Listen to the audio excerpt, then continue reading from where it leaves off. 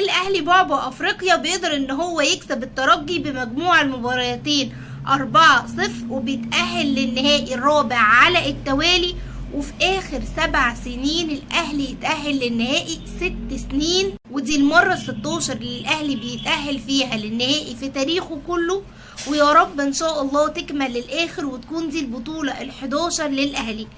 خلاص ساعات وهنعرف بقى مين هيقابل الاهلي في النهائي، يا ترى صن داونز ولا الوداد. الاسطورة بتقول ان احنا نلاعب صن داونز ونكسبهم ان شاء الله. توقعاتكم بقى اكتبولي كده، مين اللي هيتأهل بكرة، صن داونز ولا الوداد؟ الاهلي النهارده قدر يكسب 1-0 في مباراة العودة، في مباراة كنا نقدر نفنشها 3-4 مع الرأفة. هتقعد بقى تسمع كتير قوي اصل هو الترجي اللي كان وحش، دي اسوأ فرقة لعبت للترجي، وبينسوا خالص ان فعلا كولر هو اللي كان كويس والاهلي اللي كان كويس، وده اللي خلى الترجي يظهر بالمظهر ده. على فكرة الترجي كسبان اول مجموعته وكان متصدر المجموعة، فما ينفعش نيجي نقول بقى دلوقتي ان الترجي بقى وحش. وكالعادة خلاص احنا اتعودنا ان كولر بيقسم المباراة، والنهاردة كولر كان نازل بالتشكيلة الاساسية بتاعته، مفيش غير ان الشناوي كان مصاب فنزل مكانه علي لطفي.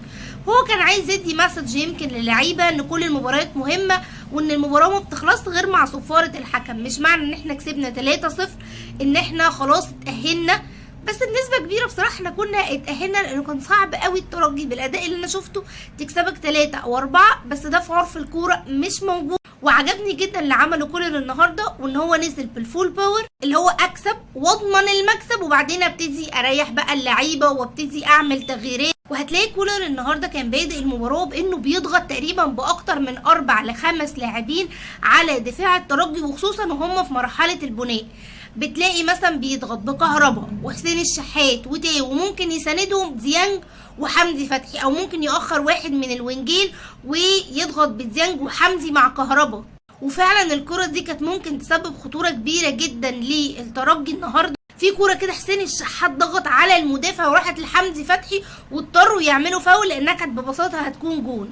الترجي كمان كنت تحس ان هو بياخد خطوة قدام وبيرجع لورا، هو نفسه يحقق نتيجة، هو كان عارف انه من الصعب ان هو يكسب، بس على الاقل يبقى حقق نتيجة ايجابية قدام الاهلي في القاهرة. الاول كان نازل مأمن دفاعاته، بيلعب زون فنس وكل حد مع حد، وكان بيحاول يضغط جدا لو شفنا على مروان عطية وعلى حمدي فتحي.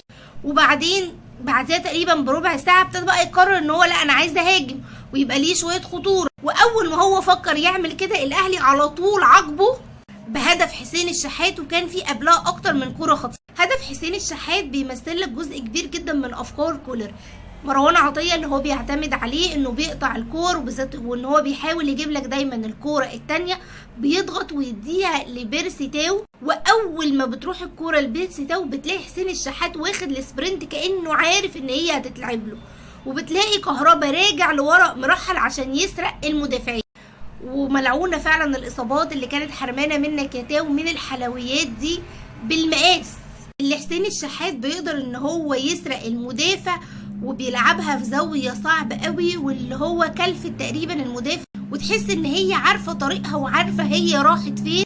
جون حلو قوي بيوريك مدى الخبرات اللي بقت عند حسين الشحات. وقبليها وفي الدقيقة 4 كانت كورة بالملي تاو بيعملها لونج باص لكهربا، برضو راحة عارفة طريقها، بس للأسف جت في العارضة وقدرش ان هو كهربا يسجل بيها. وده بيثبت ان كولر دي كورة وفكرة هم متدربين عليها وبينفذوها طول الوقت. بتلاقي كمان خلاص اتعودنا ان احنا بنبني على مروان عطية. طب مروان اتضغط عليه زي ما هما كانوا بيحاولوا يعملوا النهارده في بعض اجزاء من الشوط الاولاني، خلاص بقينا متعودين بينزل بيرسي تاو وحسين الشحات، حتى لما اتغيروا طاهر وعبد القادر بينزلوا لحد نص الملعب علشان يستلموا. وكمان بتلاقي ده ساعات كهربا هو اللي بينزل لنص الملعب علشان اما بيفضي مساحة لحمدي فتحي او لحسين الشحات. زي الكورة دي يمكن هاني ما اتصرفش فيها كويس، بس بص حمدي فتحي فين، وده طبعا المركز اللي بقينا خلاص متعودين عليه. النهارده كهربا الكورة ما كانتش ماشيه معاه، تقريبا مضيع 3 فرص.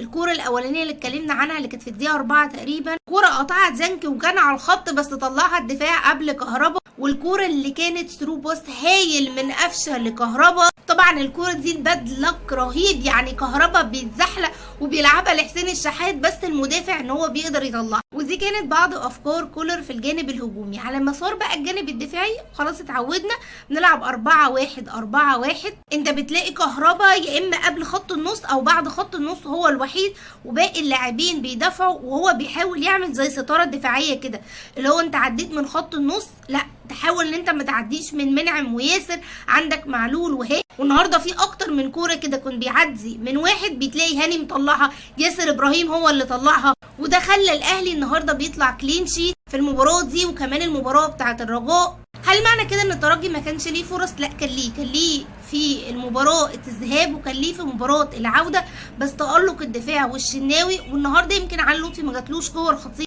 هو اللي خلى الترجي ما قدرش ان هو يسجل. منظومه الاهلي الدفاعيه اتحسنت كتير جدا، ولكن برضو لسه في بعض الاحيان بيحصل سهو وبتبقى فيه مساحات ما بين خط النص والدفاع، وبما ان احنا داخلين على النهائي فالاهلي لازم يركز عليها بشكل اكبر. كمان من ضمن افكار كولر هي الحريه الهجوميه اللي بيديها لبيرسي تاو وحسين الشحات وكهربا، وتبادل المراكز اللي بيحصل ما بينهم مع خط النص، حمدي فتحي وديانج ومروان عطيه. حتى كمان حمدي ومروان هتلاقيهم بيغيروا مراكزهم.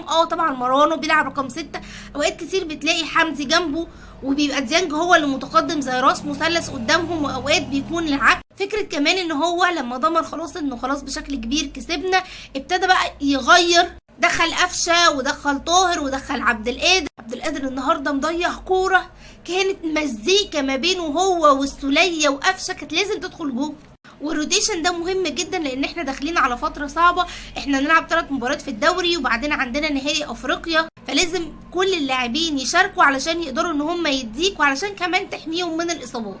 قولوا لي ايه رايكم بقى في مباراه النهارده، ومين بالنسبه لكم كان نجم المباراه؟